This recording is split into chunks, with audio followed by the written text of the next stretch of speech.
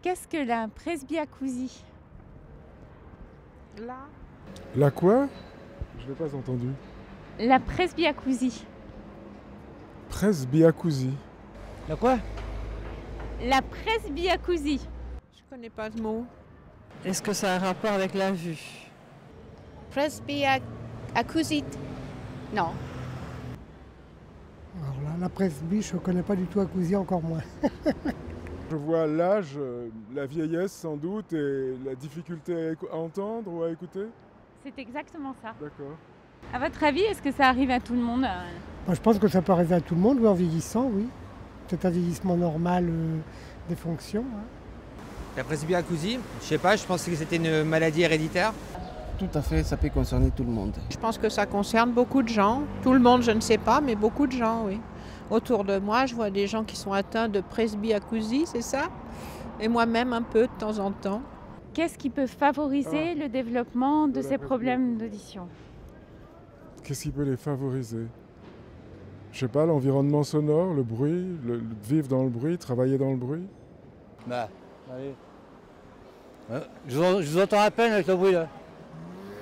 Forcément. Les baladeurs, tout ça, là. Les boîtes.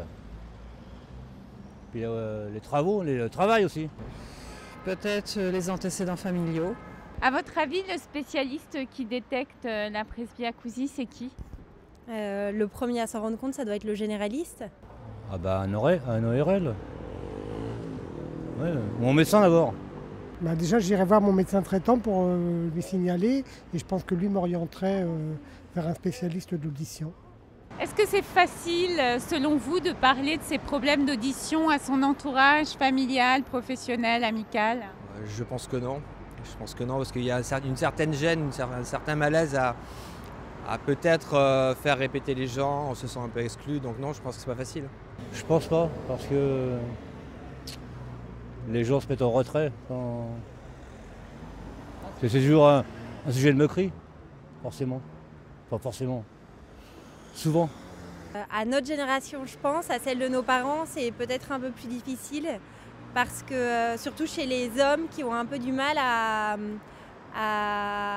reconnaître qu'ils deviennent peut-être plus dépendants des autres. Ma mamie souffre de ça. Et ça a été très très long pour qu'elle accepte de se faire notamment appareiller. Et elle n'en parlait pas pendant longtemps. Et puis maintenant c'est bon. Avoir des difficultés pour entendre, c'est un handicap à votre avis? Ah forcément, oui. Absolument. Et aussi pour le respect des autres qu'on fait répéter sans cesse. Et pour les plaisirs de pouvoir écouter de la musique et tout, bien sûr, c'est un gros handicap. Oui, je pense, oui. Majeur, oui. Mais la perte d'audition, dans un sens, on est tranquille, on n'a plus les bruits. Ça peut être un handicap, oui. On doit rater des choses quand même. Oui, j'imagine que c'est un handicap, notamment socialement, pour la vie en société, parce que si on entend moins bien, c'est moins facile de communiquer avec les autres. Les prothèses auditives, qu'est-ce que ça vous évoque? Qu'est-ce que ça m'évoque? Des petites choses qu'on voit dans les oreilles des gens, pas au premier coup d'œil, au second. Les sonotones, avant c'était disgracieux et très visible, puis maintenant c'est très discret. Bon, on se dit que c'est pour les vieux, hein, mais... C'était moche, mais maintenant c'est devenu petit, efficace et très pratique. C'est mal réglé parce que ça les énerve, parce que c'est pas efficace, parce qu'il y a trop de bruit quand plus d'une personne parle à la fois. Donc c'est un gros problème ça.